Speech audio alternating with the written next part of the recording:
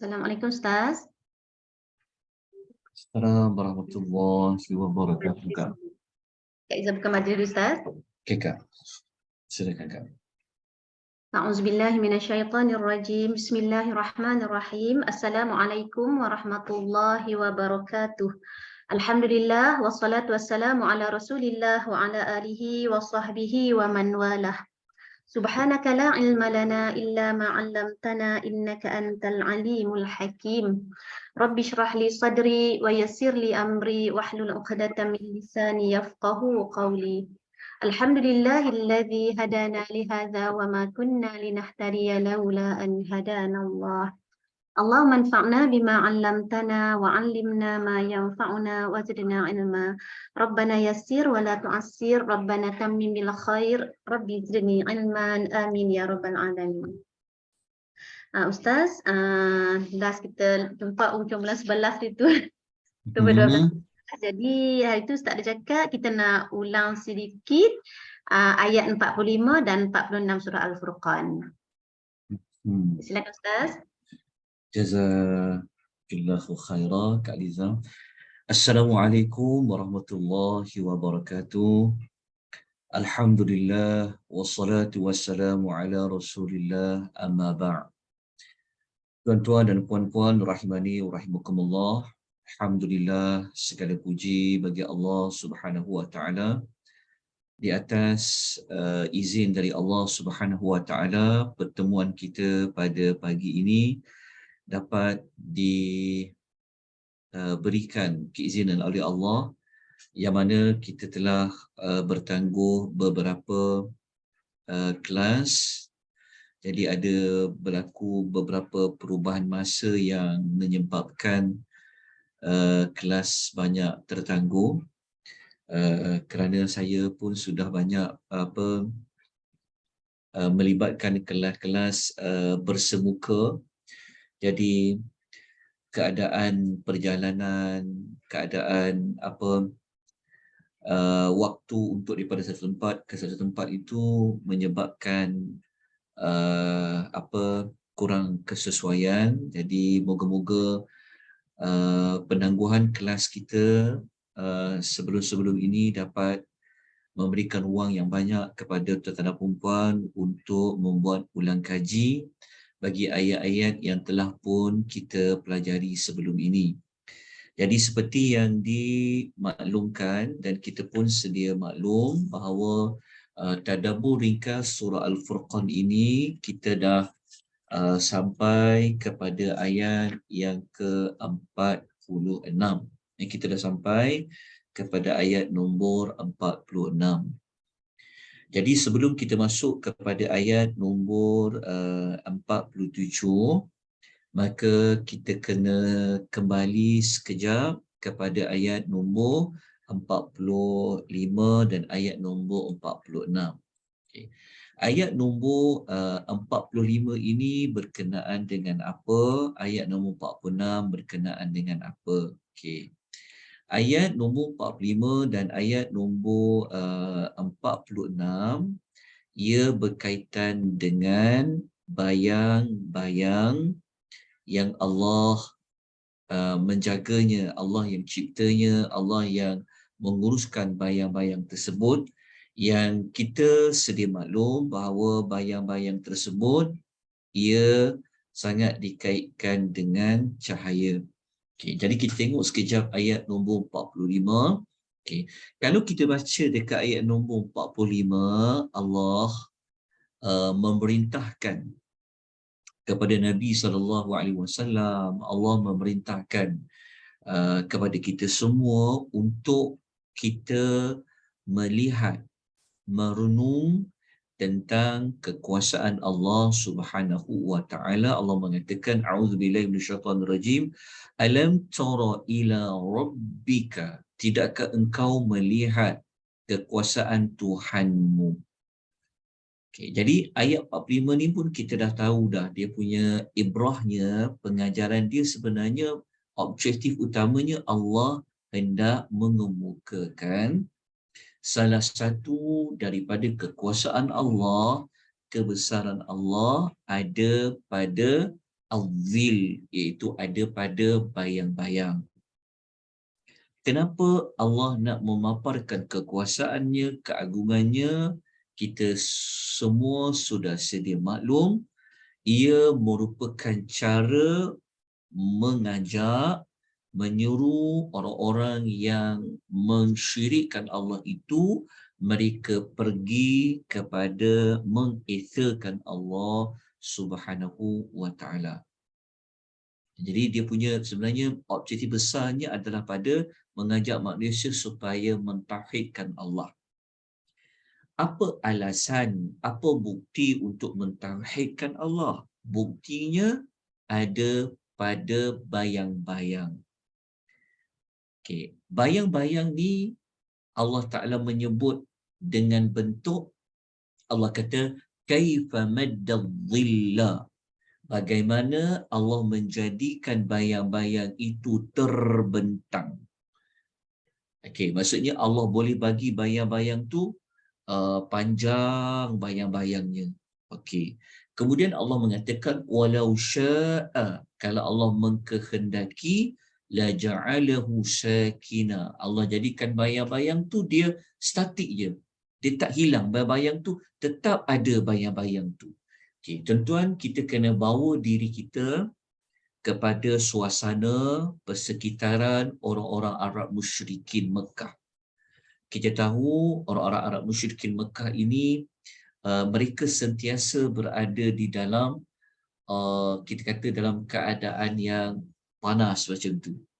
Jadi apabila Allah Taala nak mengatakan bahawa salah satu manfaat yang kamu pernah dapat, yang kamu pernah guna adalah pada bayang-bayang. Sebab bayang-bayang ni boleh kita jadikan sebagai naungan, kita boleh jadikan ia sebagai apa? Sebagai teduhan. Jadi Allah nak bagi tahu bahawasanya dia ni Allah, dia boleh buat bayang-bayang tu panjang, luas, dia boleh buat bayang-bayang tu tak berubah-ubah. Asyik, maknanya bayang-bayang tu tetap saja ada. Kemudian Allah mengatakan lagi, summa ja'alna syamsa 'alaihi dalila. Kemudian kami jadikan matahari sebagai tanda yang menunjukkan bahawa ada perubahan pada bayang-bayang tu. Ini bermakna Allah Ta'ala nak bagi tahu bahawa bayang-bayang tu dia boleh hilang dengan Allah datangkan matahari. Okay, kita kena macam ni. Pertama, kita kena melihat kembali hubung kait kenapa Allah nak bawa kisah bayang-bayang ni. Okey. Kalau kita kembali kepada melihat surah Al-Furqan, okey, surah yang Allah turunkan sebelum berhijrah, adalah surah-surah yang berpaksikan kepada pembentukan akidah, okey, membentuk keyakinan, mengajak manusia kepada mentauhidkan Allah, mengajak manusia supaya mengiktiraf, mengikuti kerasulan, mengajak manusia supaya mereka percaya kepada ayat-ayat Al-Quran. Sebenarnya daripada cerita bayang-bayang ni telah membuktikan bahawa tidak ada Tuhan-Tuhan lain yang boleh menciptakan, maknanya tak ada makhluk-makhluk lain yang mereka anggap ia sebagai Tuhan yang boleh buat macam mana Allah buat. Sebab tu kalau tuan-tuan masih ingat pada ayat yang ketiga dulu kita belajar. Mula-mula kita belajar dulu dalam surah Al-Furqan, Allah bagi tahu kepada mana-mana makhluk yang disembah selain Allah ni dia tak boleh mencipta apa-apa pun. Kan, walaupun kita dah jumpa ayat yang tengah-tengah 45, tapi sebenarnya para ulama seperti Ibnu Ashur rahimahullah, beliau menghubung-kaitkan kisah bayang-bayang ni satu bukti bahawa mana ada makhluk lain yang boleh dianggap sebagai Tuhan. Tak ada. Buktinya mereka tak boleh ciptakan apa-apa. Apa yang mereka tak boleh ciptakan? Bayang-bayang pun mereka tak boleh buat. Jadi yang boleh datangkan bayang-bayang itu adalah Allah. Allah boleh panjangkan bayang-bayang tu. Allah bagi bayang-bayang tu statik je. Tak hilang bayang-bayang tu. maknanya gelap je. Okay, tapi Allah bagi tahu kehebatan Allah Ta'ala itu, Allah datangkan matahari. Kenapa datangkan matahari? Kerana matahari ini dia boleh merubah keadaan bayang-bayang yang statik tadi itu. Kan mula-mula Allah cerita dia jadikan bayang-bayang panjang, dia boleh jadikan bayang-bayang, lepas tu dia boleh jadikan bayang itu daripada panjang kepada dia tahap yang berikutnya, dia boleh jadi statik je. Bayang tu tak hilang. Dan Allah boleh kata bayang-bayang tu dia boleh hilang dengan Allah datangkan matahari. Maksudnya begitu. Okey. Untuk faham lagi, kenapa Allah Ta'ala nak tunjulkan pasal bayang-bayang, mula-mula dia madda zillah.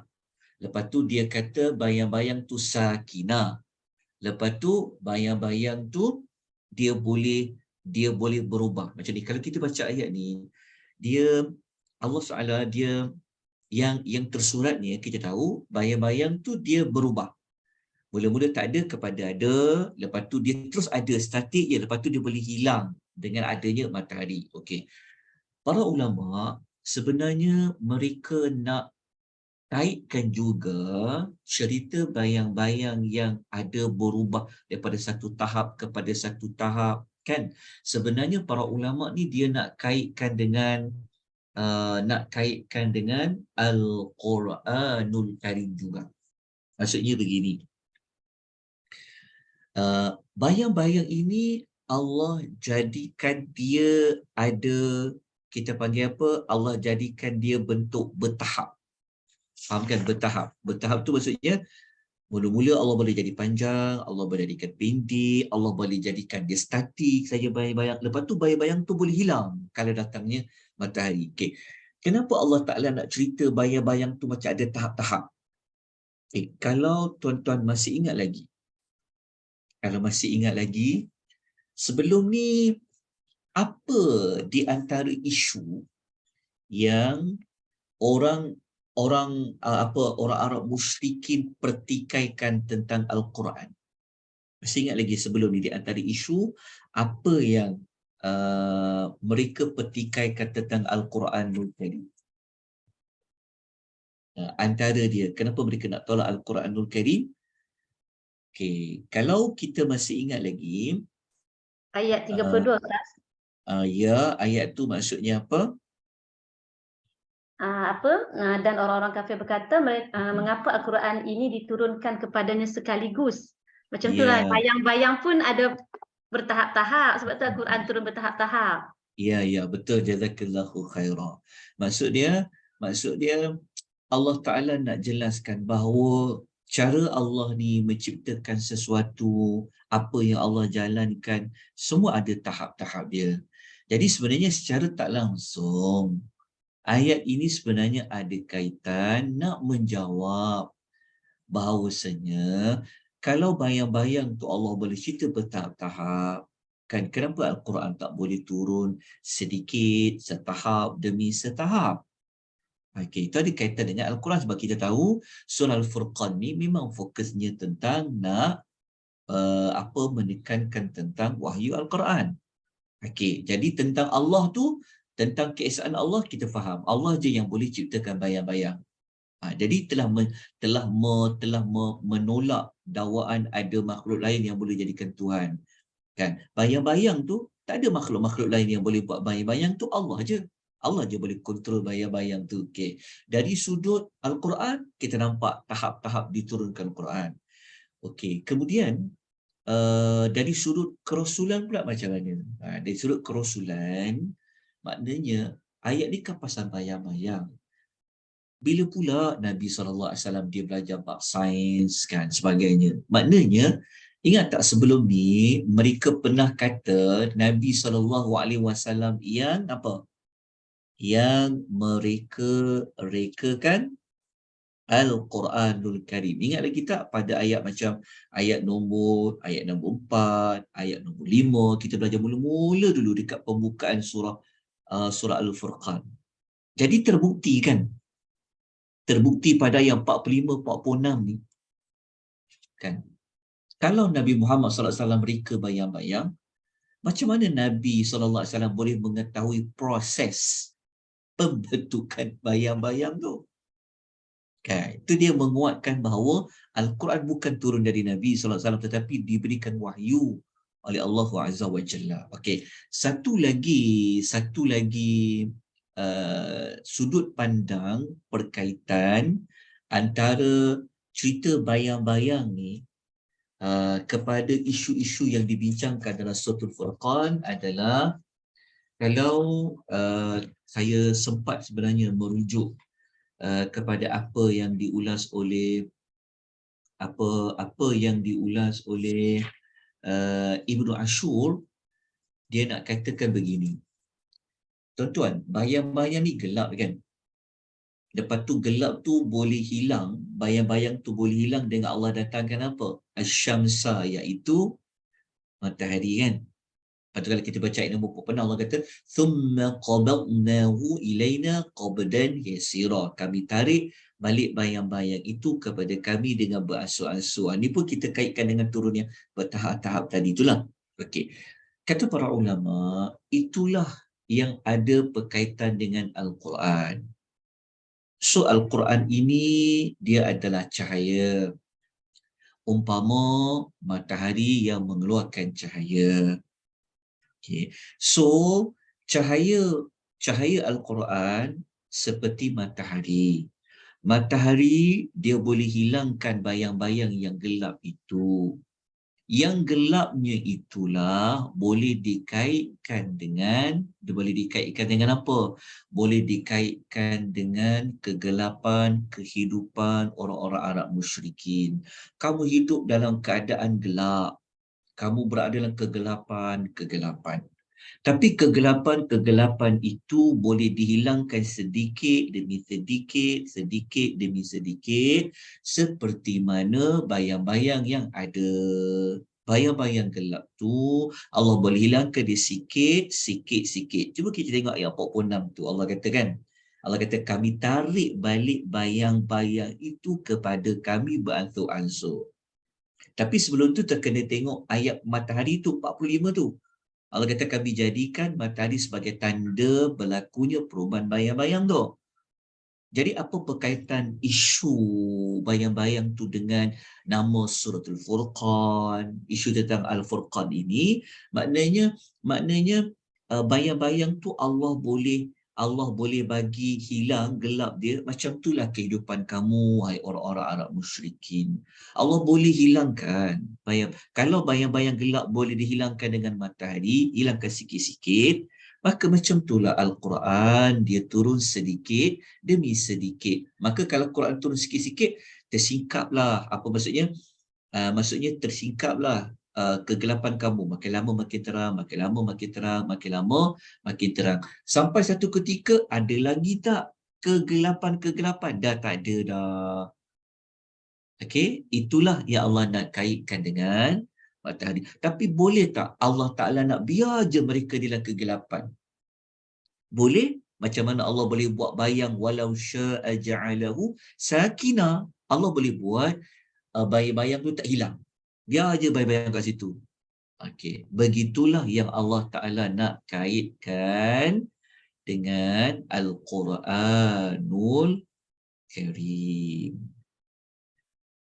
Okay. Allah boleh buat untuk jadikan Quran ni turun sekaligus. Allah boleh buat sebab Allah pernah bagi apa? Allah pernah turunkan kitab-kitab kepada Nabi-Nabi dulu sekaligus. Tapi kan kita telah mengetahui hikmah kenapa Quran tu turun sikit-sikit. Supaya, kita dah sebut sebelum ni, masih ingat? Okay, jadi itulah sebenarnya yang saya nak saya berniat untuk mengulangi ayat bayang-bayang ni 45 dan 46 supaya kita dapat mengetahui bahawasanya hebatnya Allah ni. Kan, dalam dia menyampaikan satu maklumat, dia serampang terus. Dia bukan sekadar dia nak cerita pasal nikmat dia bagi, bukan sekadar dia nak buktikan tentang dialah satu-satunya Tuhan yang boleh ciptakan bayang-bayang tu. Tapi dalam masa yang sama, Tuhan nak kaitkan dia dengan penurunan Al-Quran, fungsi Al-Quranul Karim, dan juga tentang kerasulan. Jadi kita kena tiru macam Allah Azza wa Jalla. Sekali kita nyatakan satu kenyataan, dia boleh serampang terus. Begitulah. Okey, saya harap itulah penjelasan ringkas yang dapat saya terangkan. Jadi saya minta maaf tak dapat nak terangkan panjang pasal bayang-bayang. Okey. Jadi kita terus pergi kepada ayat nombor 47. Okey, ayat nombor 47, kalau kita baca dekat sini, Allah Ta'ala berfirman, A'udzubillahi minasyaitonirrajim. Wa huwa alladhi ja'ala lakumul layla libasa wan nauma subata. Okey. Allah mengatakan wa ja'ala an-nahara nusyura. Okey. Dan dialah Tuhan yang menjadikan bagi untuk kamu al-laila malam. Okay, malam sebagai pakaian. Dan Allah jadikan juga tidur itu sebagai subata untuk kita berhenti, untuk kita stop buat kerja-kerja, rehat masa tu subata. Lepas tu Allah jadikan yang ketiga, Allah jadikan juga an-nahar iaitu siang adalah untuk nusyura, untuk kita mencari rezeki dan sebagainya. Okey, ayat 47 ni ada berkaitan tak dengan ayat yang sebelumnya? Kat mana ada berkaitan ayat 47 dengan ayat 46 dengan 45? Ayat Ada 47 ni Allah cerita, apa dia berkaitan dekat? kaitan malam dan siang tu lah. Malam tu kan gelap, siang tu kan cahaya matahari cerah. Okey, jadi Allah Ta'ala nak perincikan lagi sebenarnya tentang manfaat lain yang kita boleh dapat daripada tenggelamnya matahari dan terbitnya matahari.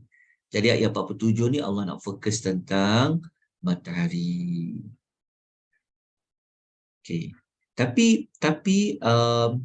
malam ni pun ada berkaitan dengan bayang-bayang tu juga. Siang tu pun ada berkaitan dengan bayang-bayang. Tu tak ada nampak tu.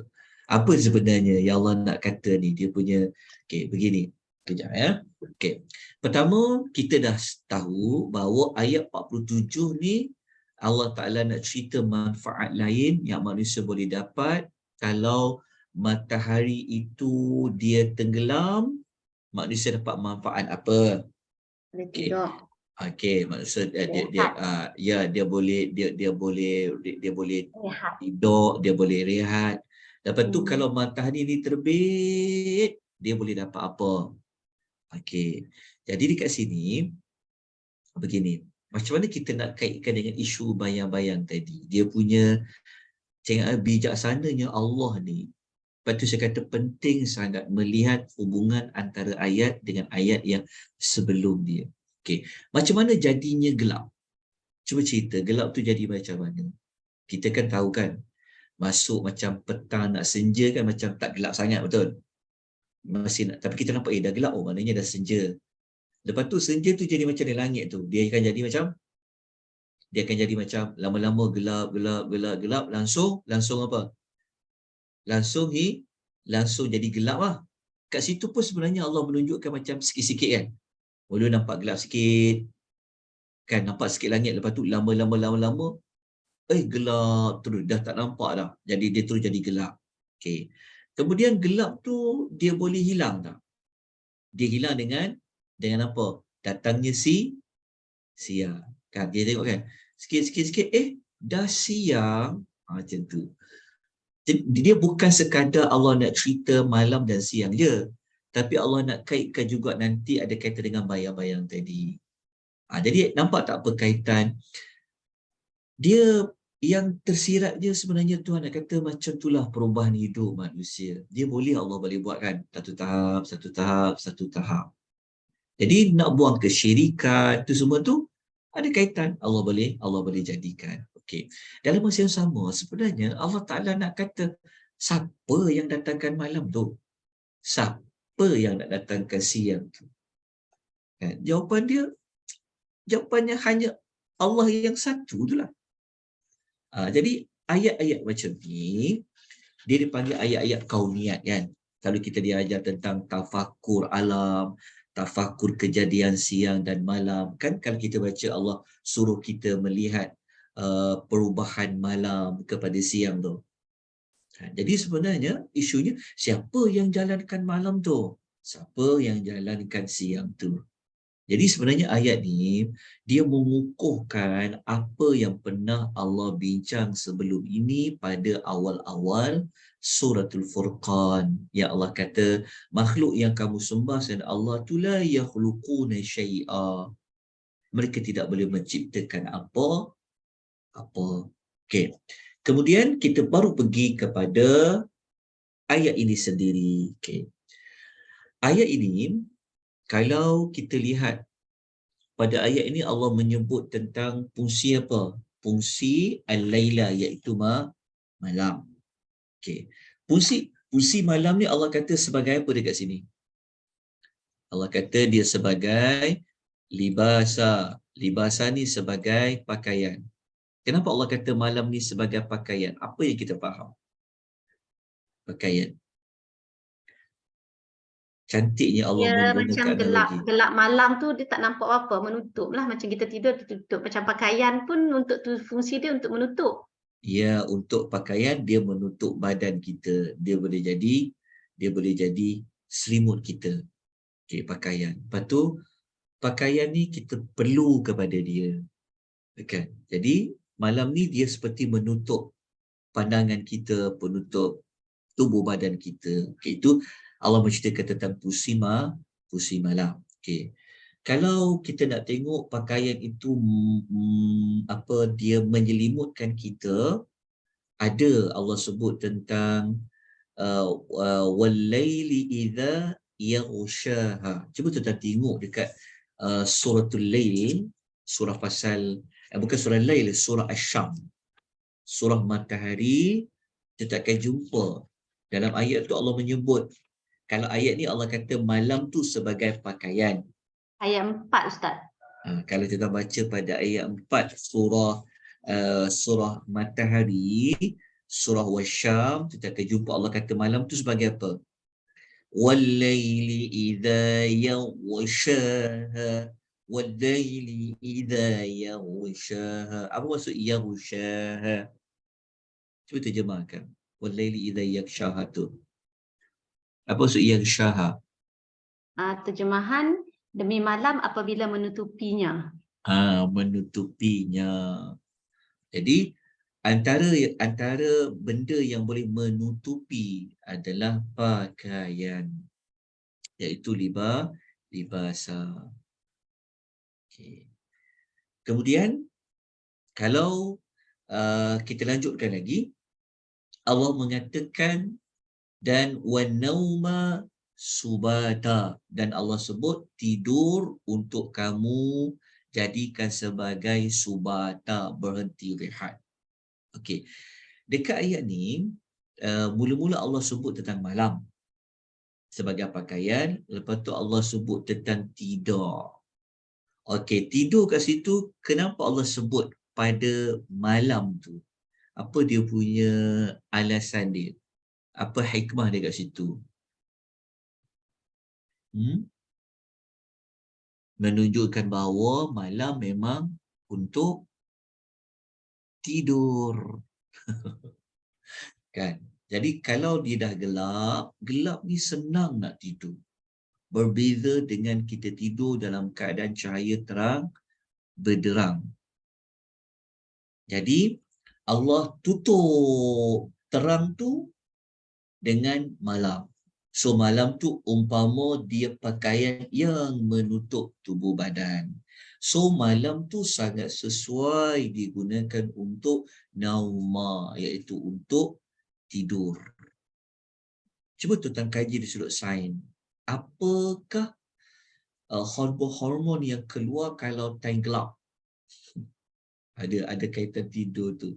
Berbeza dengan terang. Okey. Lepas tu pula, okey, Allah kata subata. Subata ni dia macam hari Sabtu lah. Sabtu, subata kan.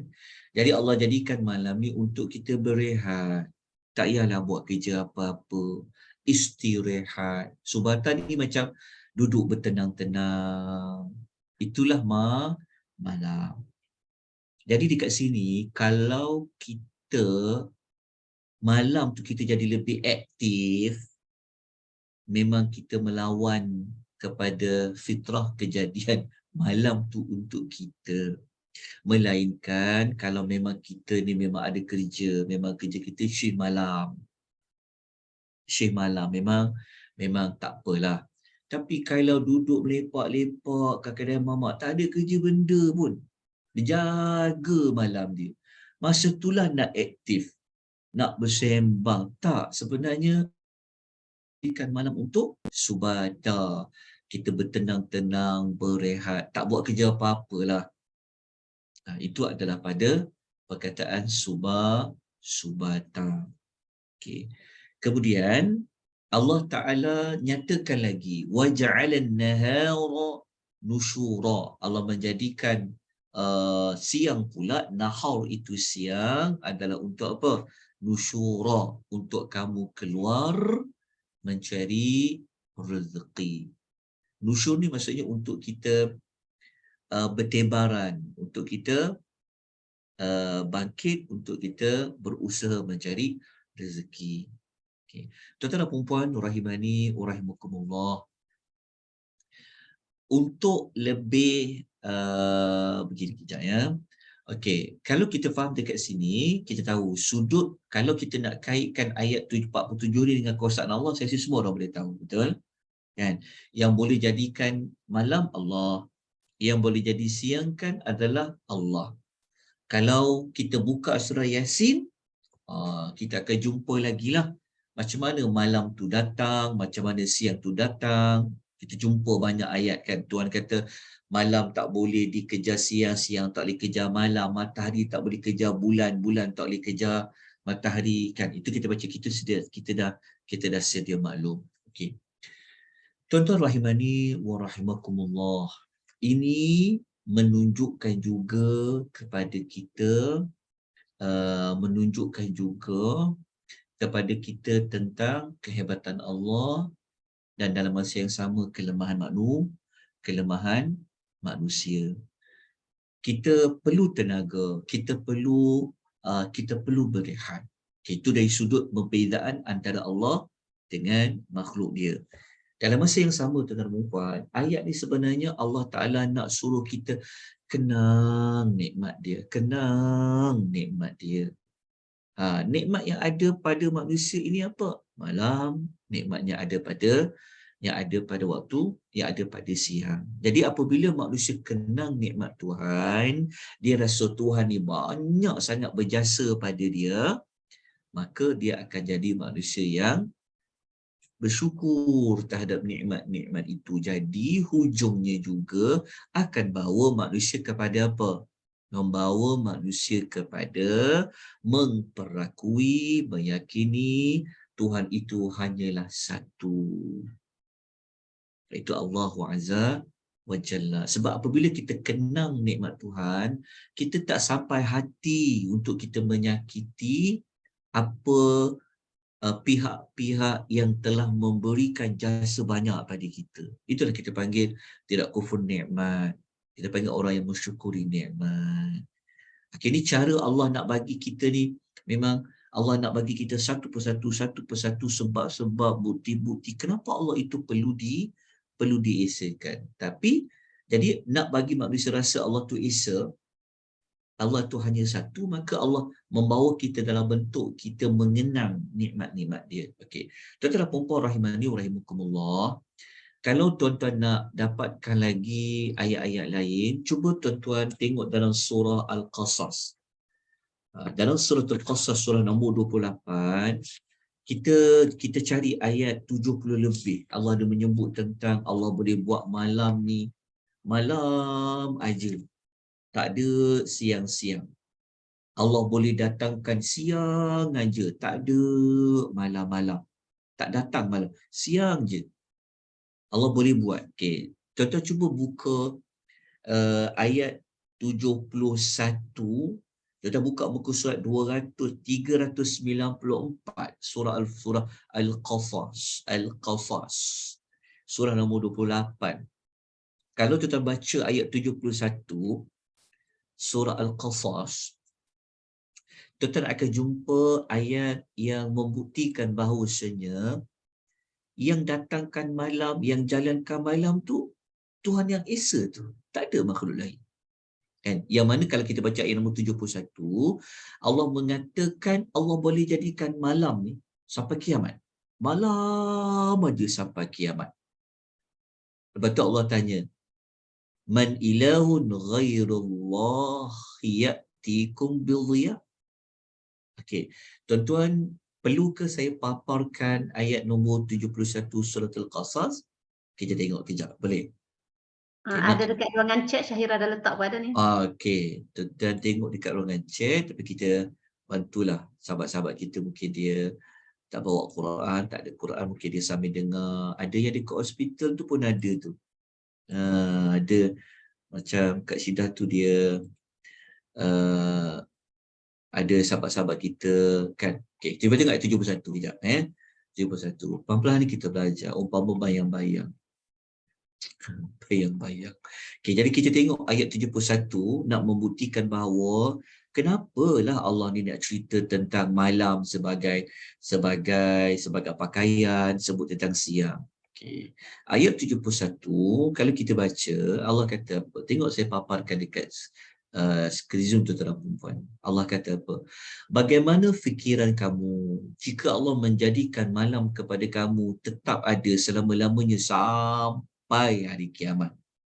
Tuhan mana lagi kalau bukan Allah yang boleh bawakan cahaya datang kepada kamu? Tuhan kata, afala tasma'un? Kenapa kamu tidak mahu mendengar? Okay. Lepas tu Allah Ta'ala kata pada ayat 72, macam mana pula? Apa kamu fikir? Apa pendapat kamu? Kalau Allah jadikan siang ni sarmadan ila yaumil qiyamah. Allah jadikan siang ni siang aja sampai hari kiamat. Lepas tu Allah tanya, man ilahun ghairullah? Tuhan mana lagi yang kalau bukan Allah saja yang dapat datangkan kepada kamu malam yang kamu boleh berehat padanya? Betul tak? Allah boleh buat, Allah boleh buat. Lepas tu hujung tu Allah kata, afala tubsirun? Kenapalah kamu tidak mahu melihat? Okey, dua ayat ni kan menarik kalau belajar kehalusan bahasa dia. Tengok ayat 71. Saya sebenarnya bagus kalau kita tengok sekejap dekat sini. Kenapa Allah kata kamu tak mahu dengar? Lepas tu kenapa dekat ayat siang tu Allah kata kamu tak boleh melihat? Sebab malam tu gelap. Malam tu gelap, kita tak nampak, jadi kita dengar. Siang tu cerah, nampaklah, kita boleh melihat. Okey, jadi kita tahu kalau malam ni kan dia jadi senang untuk kita mendengar kan. Lepas tu kalau malam ni orang bisik-bisik pun kita dengar. Tidur. Ibu dengar kau bisik-bisik tu. Macam tu. Maknanya bijaksananya Allah ni dalam dia mendatangkan ungkapan ketika Allah sebut Allah boleh jadikan malam ni sampai kiamat. Kenapa kamu tidak mahu mendengar? Apa kaitan mendengar dengan malam? Oh, rupanya malam pendiam, sunyi. Macam kita dengar kan. Sekarang tak dengar sangat bunyi serangga. Tapi kalau malam dengar bunyi. Katak pun dengar bunyi. Tapi apabila Allah kata Allah ni, siapa yang boleh, Allah kata, kalau Allah nak jadikan siang ni sampai kiamat, Allah boleh buat kan? Kenapa kamu tidak mahu melihat? Kerana memang siang senang untuk melihat. Okey, itu selingan lah. Dan kita pun kalau baca 71-72 ni kita dapat, itulah sebab dia kenapa Allah datangkan cerita tentang malam dan siang dalam surah Al-Furqan. Okay, so Allah hujungnya adalah kepada nak mengajak kepada mengitakan Allah yang satu. Okay. Kemudian cuba ambil ayat 73 ni. Ayat 73 ni dia menerangkan lagi tentang Allah tak buat pun malam tu sampai kiamat. Allah tak buat pun siang tu panjang sampai kiamat.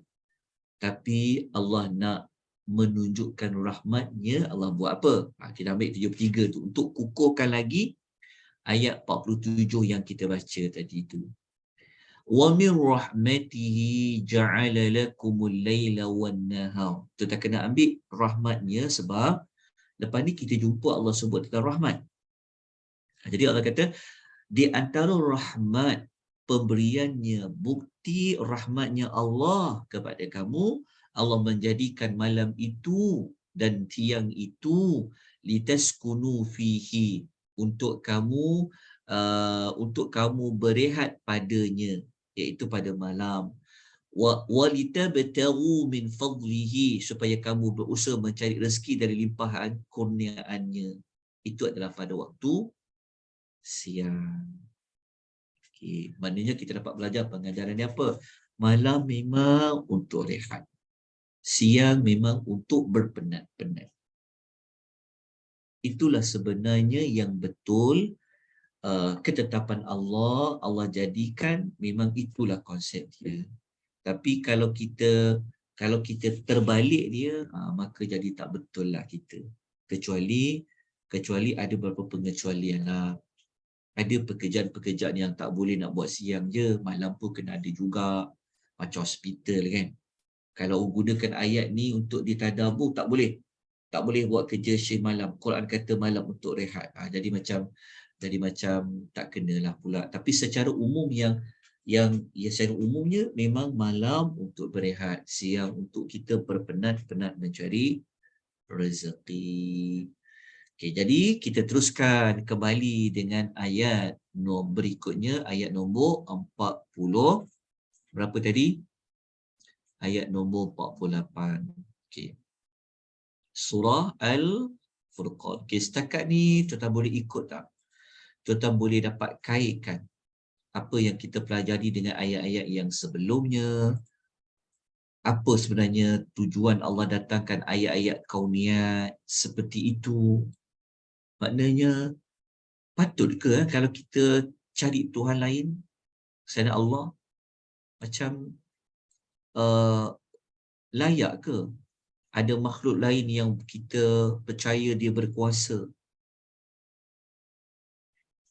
Jawapannya, kalau dia berfikir waras, rasanya dia akan setuju bahawa Tuhan yang jadikan malam itulah Tuhan yang kita kena esakan. Tuhan yang jadikan siang itulah Tuhan yang kita esakan. Okey, sekarang kita pergi ayat nombor 48. Okey, ayat 48 ni cerita apa pula? Ayat nombor 48 ni Allah menceritakan tentang apa? Tentang rahmatnya yang lain dari sudut Allah mendatangkan angin. Wa huwa alladhi, dan dialah Tuhan yang arsala, yang telah menghantarkan angin. Dia kena tulis angin-angin tu sebab dia adalah plural, jamak riyah. Dia mendatangkan angin-angin, maknanya banyak angin. Sebagai apa angin tu Allah datangkan? Okay, pertama Allah kata dialah yang ciptakan angin tu. Angin tu Allah hantar, Allah jadikan Allah hantar untuk apa? Bushram baina yadai, sebagai berita gembira rahmatihi, sebelum datangnya rahmatnya. Okay, rahmat dekat sini apa maksud dia? Rahmat dekat sini merujuk kepada... Kalau ayat selepas tu maksudnya hujan. Okey, kalau kita melihat kepada ayat selepasnya, ia merujuk kepada hujan. Okey, maksudnya orang boleh tahu hujan akan turun dengan melihat, dengan merasa adanya angin. So angin-angin tu menjadi clue kepada hujan nak turun ni. So mereka dah boleh bergembira dah. Sebab tu kita kena bawa ayat-ayat ini dengan kita letakkan diri kita berada di Makkatul Mukarramah. Kita berada di tanah Mekah, berada pada orang-orang Arab yang mereka sangat memerlukan sumber air yang cukup. Kalau macam kita ni mungkin kita kata, sekarang ni musim banjir Ustaz, kenapa ayat ni, contoh, mungkin orang kata ayat ni kata rahmat, tapi kenapa pula banjirnya tu? Tu kita kena kupas dalam bab yang lain. Tapi ketika turunnya ayat ini, konteks dia memang antara berita gembira yang Allah nak bagi tahu kepada mereka, mereka dapat merasai angin-angin yang Allah hantar. Jadi kalau angin-angin itu dah datang nanti, itulah tandanya rahmat dari Allah. Okay.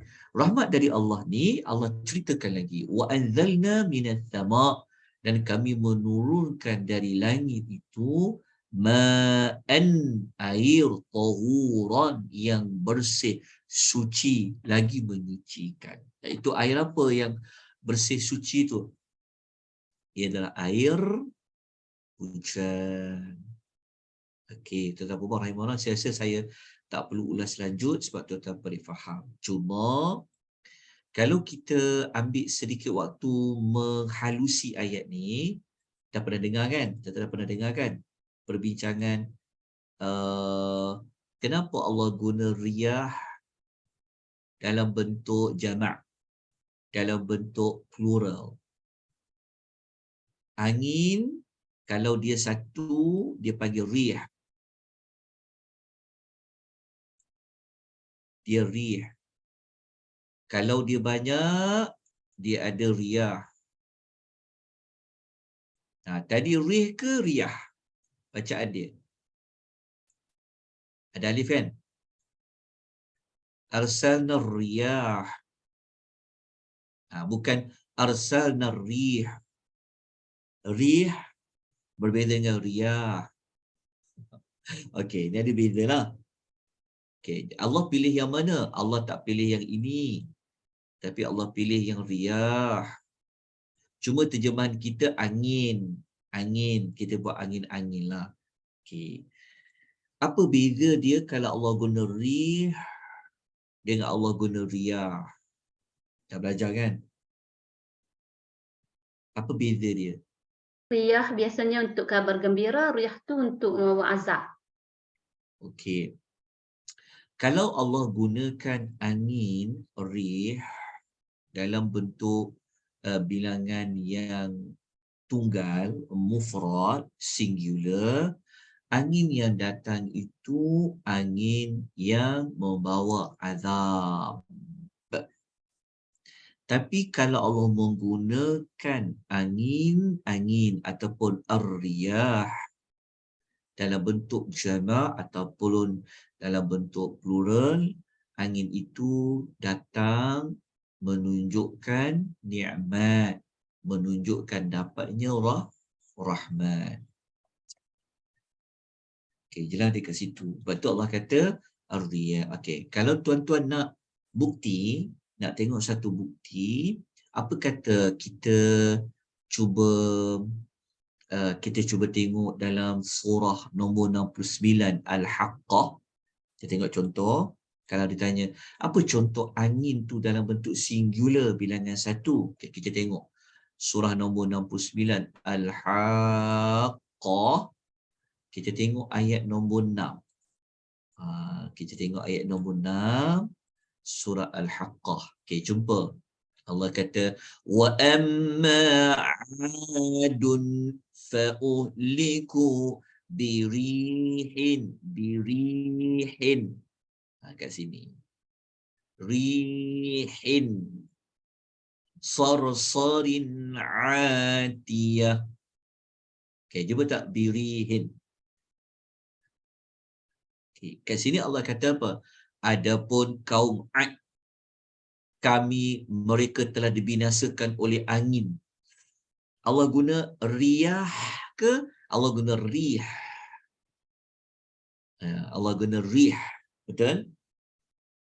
Rih, kalau Allah guna rih, maksudnya kita tak baca panjang kan? Birih, rih, dia bukan riyah. Maksudnya angin tu membawa bencana. Okay. Inilah contoh dia. Okay. Maknanya, apa yang kita dapat belajar? Kita dapat belajar Allah Ta'ala ni menunjukkan bahawa Quran ini, kalimah-kalimahnya memang benar-benar datangnya dari Allah Azza wa Jalla. Okay. Jadi kita kembali kepada surah Al-Furqan. Okay. Setakat ni ada soalan. Okay. Kita patah balik kepada ayat tadi. Okey. Kita pergi kepada ayat nombor 48. Okey. Ayat 48. Tapi dalam ayat ni, dalam ayat 48 ni, Allah tak sebut dengan lebih lanjut tentang angin ni lagi. Cuma Allah beritahu ringkas je. Angin, Allah hantar. Salah satu rahmat Allah, Allah hantar angin. Lepas tu Allah kata turunkan hujan. Okey, sebenarnya angin ni dia fungsinya untuk apa? Angin. Menggerakkan awan, nanti dia tolak awan. Okey, angin tu dia fungsinya adalah untuk menggerakkan awan-awan yang beratkan awan. Lepas tu baru turunnya hujan. Okey. Dekat sini dia sebenarnya kita boleh belajar tentang apa? Tentang proses kejadian hujan, betul? Hebat kan Quran ni? Manalah Nabi Muhammad SAW belajar tentang kejadian hujan ni? Ini menunjukkan bukan Nabi Muhammad SAW yang apa? Yang buat Al-Quran ni. Apanya adalah Allah. Okey. Cuba kita, kalau tuan-tuan nak tengok ada banyak ayat lah. Saya rasa tak sempat untuk saya bagikan ke semua ayat. Dia mudah je. Cari ayat-ayat yang ada sebut riyah. Jumpalah. Gabung ayat-ayat tu, kita akan jumpa satu jawapan lengkap. Macam mana hujan itu dia terjadi. Okey. Saya ambil satu ayat yang boleh kita gunakan untuk angin tu. Okey, macam mana dia gerakkan dengan awan? Boleh tak tuan-tuan buka surah Al-A'raf? Surah Al-A'raf ayat nombor 57. Surah Al-A'raf surah nombor 7 ayat 57. Saya bagi satu ayat sahaja tentang angin dan awan. Cukup kat situ sebab tuan-tuan boleh cari maklumat tu selepas ini. Okey, ayat nombor apa tadi saya sebut? Ayat nombor 57. 57. Okey, ayat 57 tu ia berada pada muka surat 157. Okey, 157. Sebab dekat dalam ni kita jumpa macam angin, lepas tu air hujan.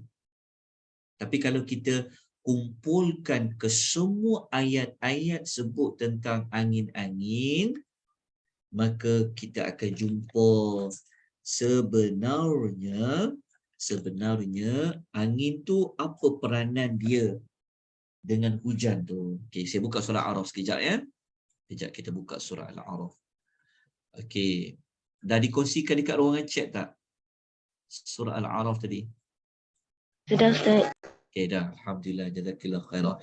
Okey, cuba kita tengok ayat nombor berapa tadi? Ayat nombor 57. Seronok ni kalau ada cikgu sains ajar tentang hujan ni, boleh kita minta dia present kan. Masya Allah. Okey, kita tengok tentang ayat nombor 57. Okey, tengok ayat nombor 7 Okey, ayat 27 kan Allah bagi tahu wa huwal ladzi yursilur riyah. Kat sini jumpa riyah, angin-angin. busyram baina yadayyi rahmati. Dia macam lebih kurang sama macam ayat nombor 48 tadi. Betul. Tapi dalam ayat ni Allah ada tambah lagi maklumat. Allah tambah kata apa? Hatta idza aqallat sahaba siqala. Jadi dekat sini Allah beritahu, oh angin tu rupa-rupanya, kita baca ayat dia. Dan dialah Allah yang menghantarkan angin sebagai membawa berita gembira yang menggembirakan sebelum kedatangan rahmatnya iaitu hujan. Hingga apabila angin itu membawa apa? Awan yang aqallat sahaba siqala, yang membawa awan mendung. Awan yang berat mengandungi air kan? Jadi kita dapat kat sini, rupanya awan itu angin itu menggerakkan awan. Angin ni dia mampu ke menggerakkan awan yang berat? Malaikat. Kita tengok macam hebatnya Allah ni kan. Angin ni pun dia boleh menggerakkan awan tu kan. Okay, jadi kita dapat belajar kat sini, angin ada peranan dengan awan, sahabat. Okey. Kemudian tuan-tuan dan puan rahimani wa rahimakumullah, kalau tuan-tuan kita dah tak mau panjang-panjang, cukup dengan satu ayat tadi. Okey, sekarang ni saya nak kita semua ambil sedikit lagi maklumat. Okey, kita patah balik kepada surah apa tadi? Al-Furqan. Okey. Dia kalau nak cerita panjanglah pula tentang awan ni. Okey, kita kena ambil mudah je, cari ayat-ayat yang ada perkataan ar-riyah.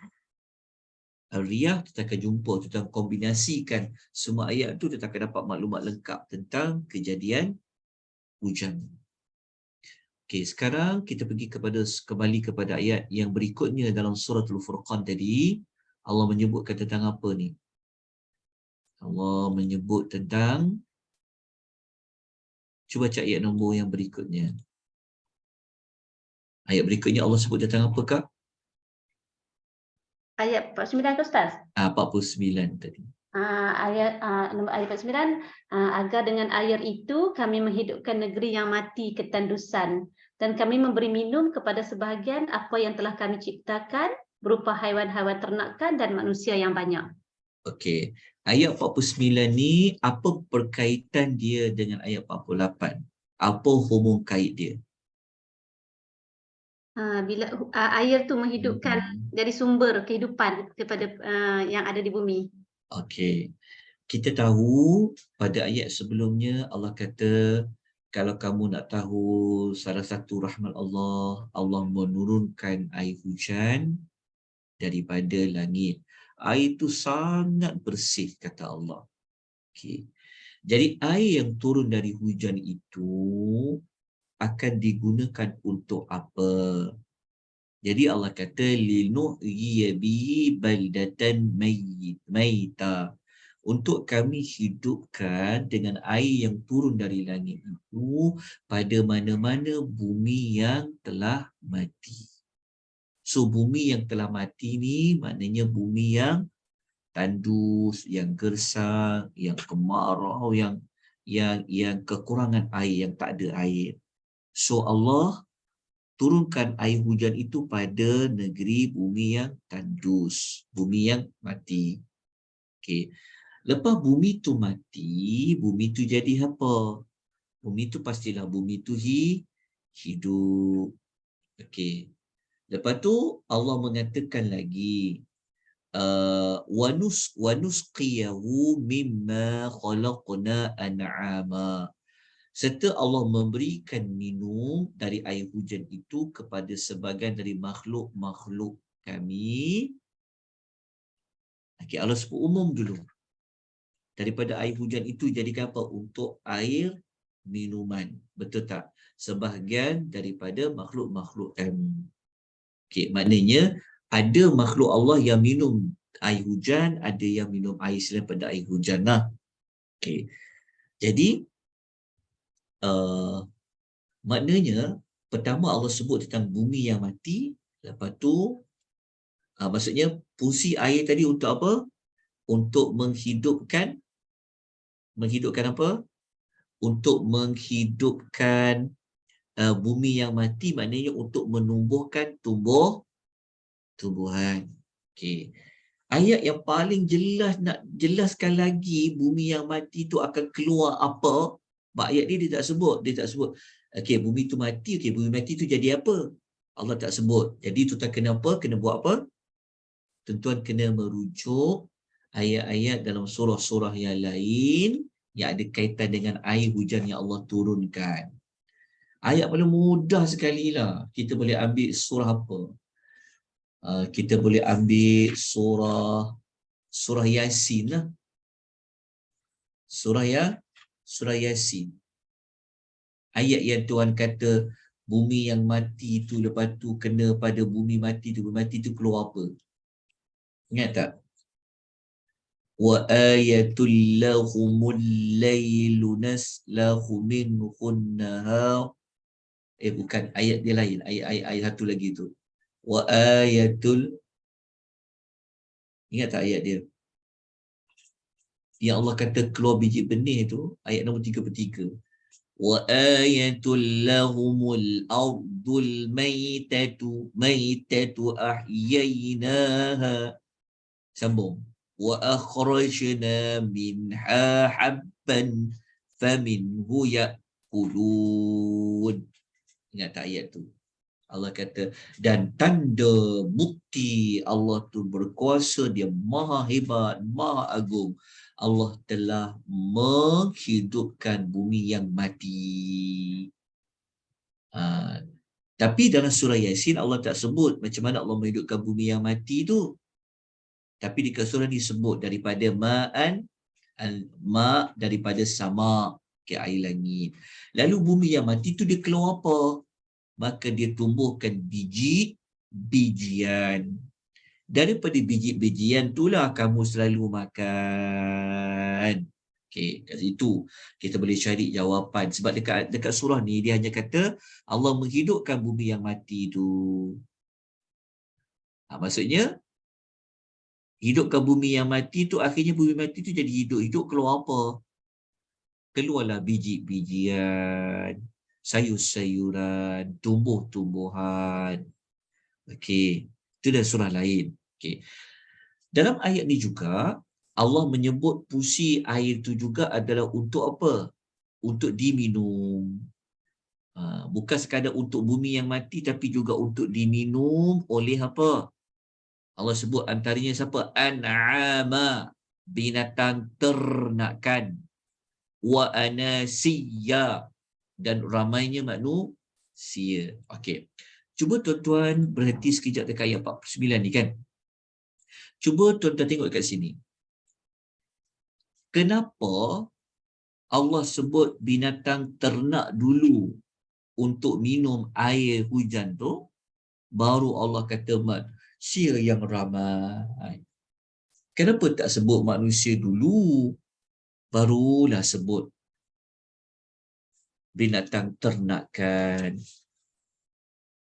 Soalan nombor 2, kenapa Allah sebut binatang ternakan? Kenapa tak sebut binatang-binatang lain? Tahu tak? Al-Am ni kan apa Al-An'am ni? An'ama ni apa? An'ama. Binatang ternak. Binatang ternak tu apa dia? Binatang yang diternak. Yang boleh mengeluarkan susu, yang kita boleh makan daging dia makanan. Ya. sumber.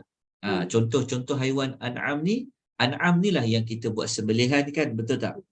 Ya. Macam unta, lembu, kerbau, kambing. Okay, isunya adalah, adakah air hujan itu hanya lembu, kambing, unta saja yang minum? Haiwan lain tak minum ke? Itu persoalan. Minum. Tapi kenapa Allah tak sebut haiwan-haiwan lain? Sebab an'aman, ingat ya, an'aman ni bukan semua haiwan. Dia haiwan yang khusus seperti unta, sapi, kerbau, kambing. Kenapa? Sebab Allah nak kaitkan dengan manusia tu ke Ustaz? Sebab manusia kan dapat susu semua daripada binatang ternak. Ya, dia ada kaitan. Dia macam dalam surah Yasin lah kan. Macam dalam surah Yasin tu kan. Ada haiwan-haiwan tu kita minum susu padanya. Menunjukkan bahawa sebenarnya Allah Ta'ala dia nak prioritikan. Itulah contoh-contoh haiwan yang kamu sangat perlukan. Haiwan yang popular, yang terkenal, yang sudah sedia maklum. Mereka selalu guna, mereka selalu ambil manfaat. Mereka selalu makan daripada haiwan-haiwan tu apa? Adalah an'ama. Kan kita baca dalam surah Yasin tu kan Allah kata apa? Apa? Wa ayatul lahum. Kita baca surah nombor 36 tu. Cuba kita tengok. Itu jawapan dia juga. Kenapa Allah sebut an'am saja? Ayam tak dapat, ayam tak termasuk an'am tak? Ayam tak termasuk dalam an'aman. 36 kita kena tengok pada ayat ayat nombor 70 71 ayat nombor ni ayat nombor 71 72 73 kan Allah sebut an'ama. Allah jadikan eksklusif tu untuk kita sebenarnya semua tu. Khas untuk manusia. Ya, sebab daripada haiwan ternakan tu nak ingat begini. Kenapa Allah khususkan binatang ternakan sahaja, bukan binatang-binatang lain? Maknanya Allah nak kata, inilah haiwan-haiwan yang kamu selalu guna, yang kamu ambil banyak manfaat padanya. Kalau orang-orang Arab musyrikin, orang-orang dulu, mereka jadikan haiwan ternakan ni antaranya sebagai apa? Dan surah Yasin ayat 72, Tuhan kata, faminha rakubuhum, dijadikan sebagai kenderaan. Betul tak? Sebagai kenderaan utama, pengangkutan mereka nak kulu kilir antaranya unta. Betul tak? Unta jadi sebagai transport dia. So kalau unta tu tak hidup, macam mana nak berdagang, kulu kilir, nak lalu padang pasir siang, malam, pagi, petang tu dengan panasnya, apa nak jalan jauh. Siapa nak angkut barang? Dulu mana ada Lalam Move? Dulu mana ada orang yang boleh kita nak upah angkut barang? Yang mengangkutnya adalah unta-unta tu lah, bawa dagangan letak kat badan dia. Kan macam kita belajar kisah orang berdagang kan, dia letak barang-barang dekat ada unta-unta kan. Jalan kau. Ikut tuan dia. Kadang-kadang dia orang sedih naik. Betul tak? Jadi kalau haiwan ni dia tak hidup, dia pun perlu minuman. Jadi kalau tak hidup, korang pun tak boleh hidup. Sebab manusia bergantung kepada haiwan ternakan tu. Itu Allah sebut haiwan ternakan sebelum manusia. Lepas tu, haiwan ternakan ni juga Allah kata untuk apa? Wa minha ya'kulun, daripada haiwan ternakan tu kau makan. Jadi daripada kau makan haiwan ternakan tu kau boleh hidup. Betul Allah dulukan haiwan tu. Lepas tu, kalau kita baca ayat nombor 73 surah Yasin kan. Allah kata, apa lagi perkara lain kau boleh buat daripada haiwan ternakan tu? Walahum fiha manafi'. Bagi haiwan ternakan tu ada banyak faedah-faedah dia. Apa dia? Kulit dia, mungkin bulu dia. Kan, kita boleh jadikan banyak manfaat. Lepas tu pula Allah kata bukan sekadar itu. Wa masyaribu. Dan juga dijadikan minuman. Susu haiwan. Susu haiwan ni sangat berkat tuan-tuan perempuan. Susu lembu. Barulah segar. Kan? Susu lembu. Kan? Tapi tak ada lah kalau kita minum susu lembu tu nanti anak tu jadi macam lembu pula. Tak ada lah sampai macam tu. Susu kambing macam ngembek je. Tak ada. Bahkan tuan-tuan nak tahu, dalam hadis Nabi, minuman yang berkat adalah susu haiwan. Nabi pernah sebut dalam hadis tu, berkat tu, susu haiwan tu. Maknanya dalam banyak-banyak minuman yang berkat adalah susu. Bukan susu sawit. Tu susu haiwan. Jadi, susu haiwan ni kau minum ada pada haiwan ternakan, susu dia, kulit dia, bulu dia, daging dia.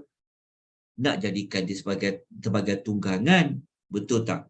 Jadi, kau perlulah hidupkan dia tu. Jadi, perlukan hidup dengan air hujan yang Allah turunkan tadi. Apa kaitan dengan bumi yang apa kaitan dengan bumi yang mati tadi?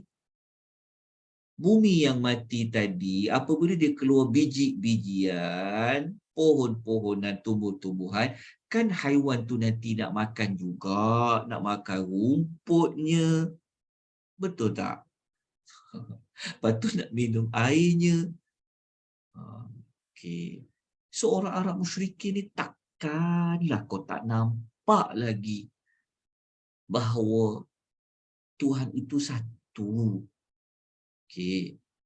Lepas tu Allah kata, siapa lagi yang manfaat daripada air hujan tu? Wa anasiyya kathira, dan ramai manusia yang mendapat manfaatnya. Okey, tuan rahimani wa rahimakumullah. Jelas tuan puan. Okey. Alhamdulillah, kita dah. Hebat rantaian makanan dia, hebat sangat. Allah cerita satu-satu detail. Ya, itulah hebatnya Quran, betul tak?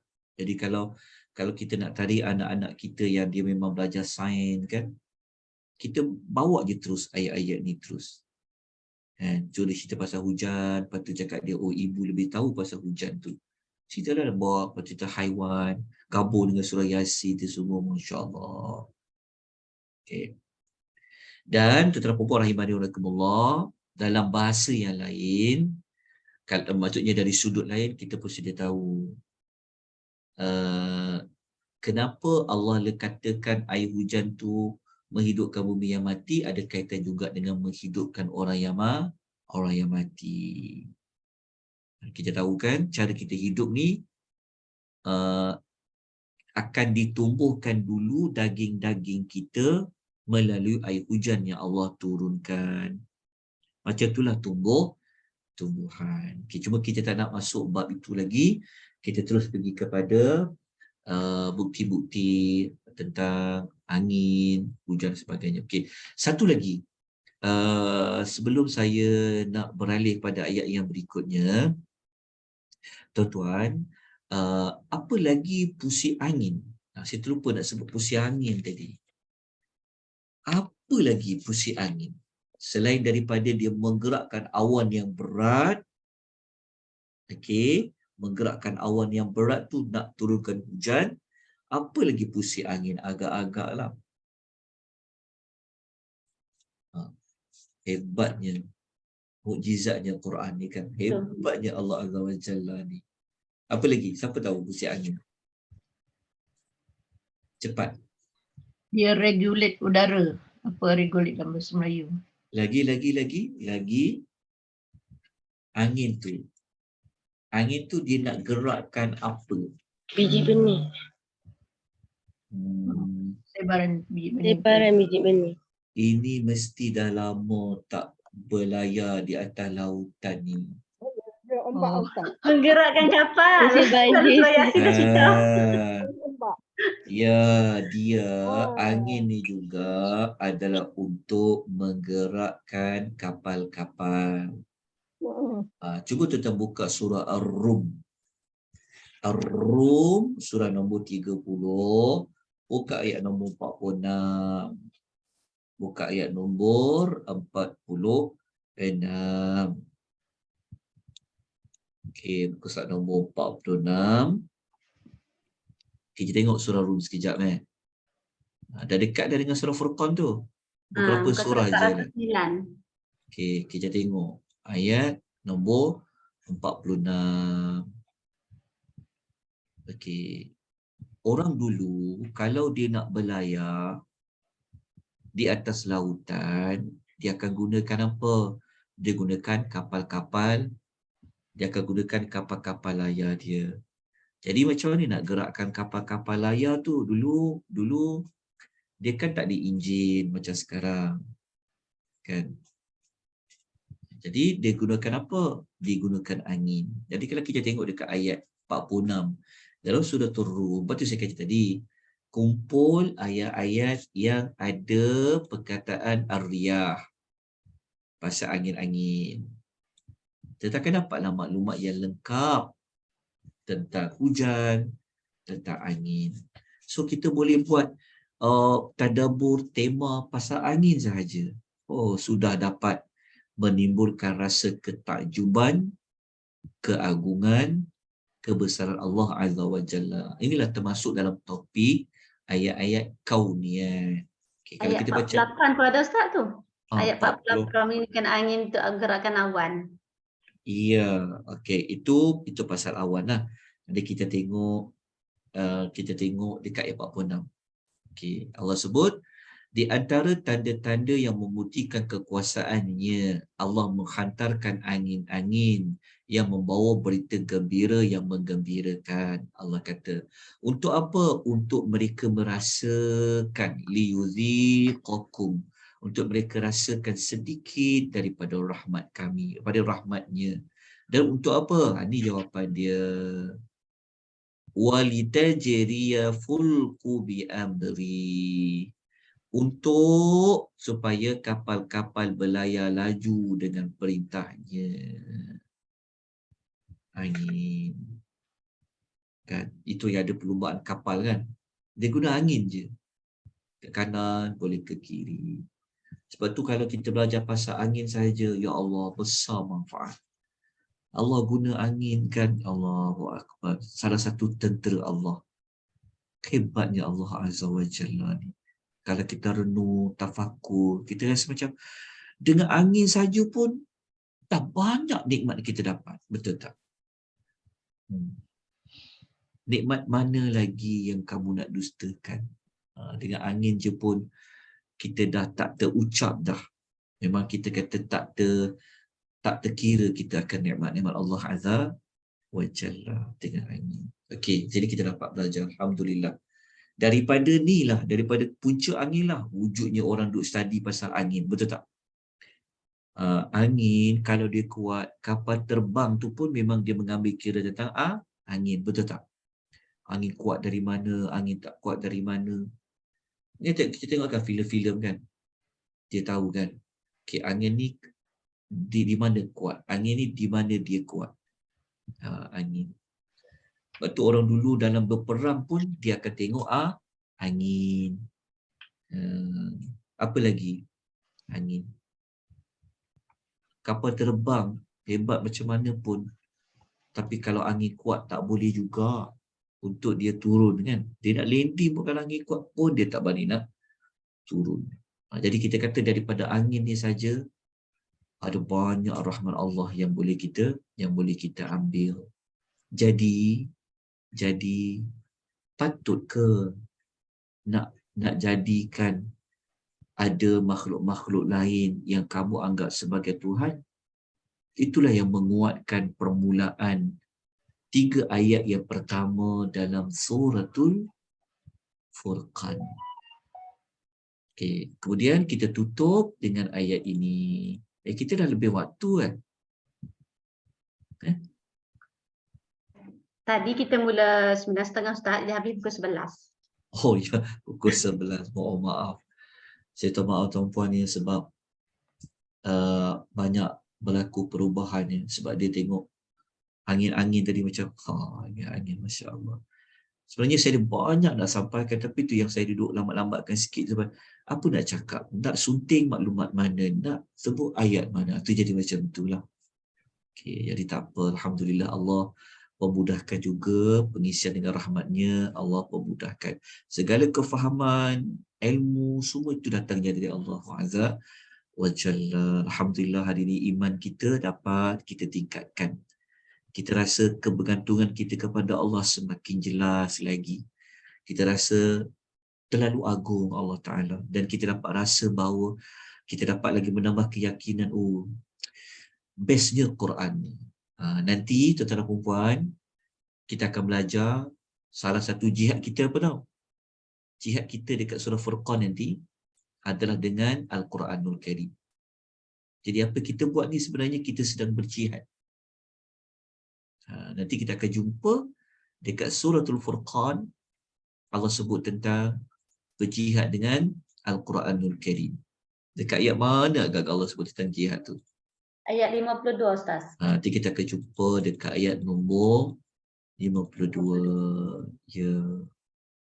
Sebenarnya kita berjihad dengan ayat-ayat Al-Quranul Karim. Jadi dekat ayat nombor 52 tu ada. Okey, tuan-tuan dan puan-puan rahimani wa rahimakumullah. kita berhenti pada ayat nombor 49. Jadi nanti kita akan lihat pada minggu yang berikutnya, insya-Allah, apa reaksi, apa tindak balas, apakah yang dilakukan oleh manusia-manusia yang dia tahu semua maklumat ni daripada ayat-ayat di dalam suratul Al-Furqan. Adakah mereka ini akan berterima kasih kepada Allah? Adakah mereka ini mensyukuri akan segala nikmat-nikmat Allah? Sebab segala nikmat ni semua orang-orang Arab gunakan. Tak ada satu pun yang tak ada kaitan dengan hidup mereka. Takkan tak rasa lagi, betul tak? Takkan tak dapat nak merasai, takkan tak sampai ayat ni kita yang tak selalu bermain dengan, kita yang memang taklah bergantung penuh dengan haiwan-haiwan ternakan ni pun kita dapat rasa macam yelah. Jadi Allah Ta'ala ni dia, cara dia nak mengajak orang pergi kepada menyembah dia gunakan macam-macam teknik. Dia gunakan teknik yang halus dengan dia mengajak kita kepada mengenal nikmat. Ada kadang dia gunakan teknik yang agak berat sikit dengan dia mengancam. Sebelum ni kita belajar pasal sejarah, ingat? Kan?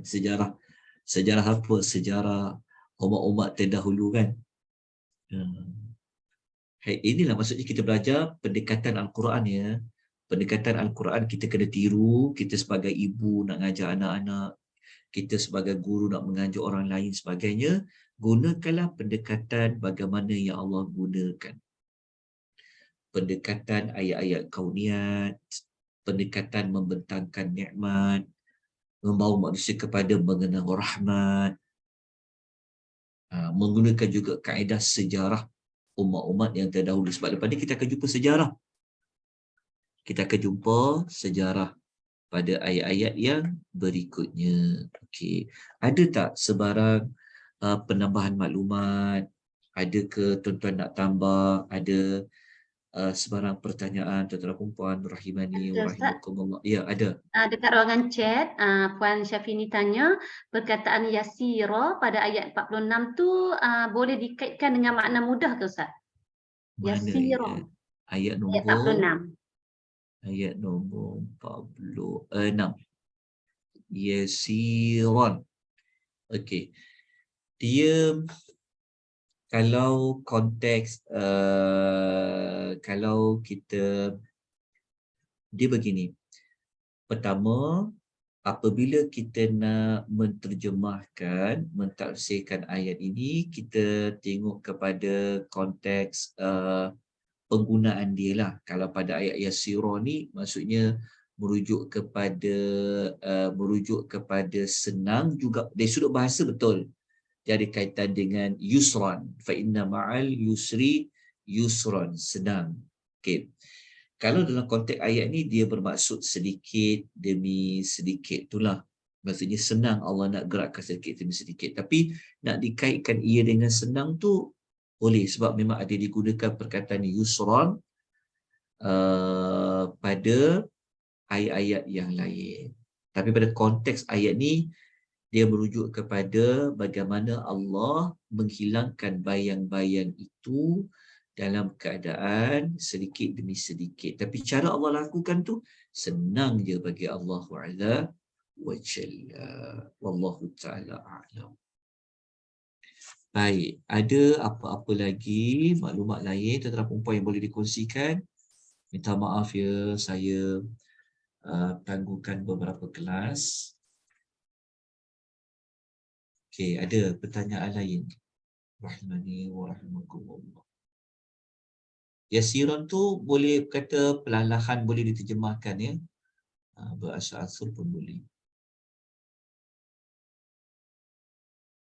Okey, ada apa-apa lagi penambahan? Tak ada. Kalau tiada, insya-Allah kita jumpa minggu depan, insya-Allah. Minggu depan. Minggu depan saya bermusafir ke utara. Jadi hari Selasa nanti saya maklumkan balik. Dalam perancangan selasa tu saya daripada Kuala Lumpur, saya bermusafir ke utara. Dalam hari yang sama saya akan pulang balik ke Kuala Lumpur.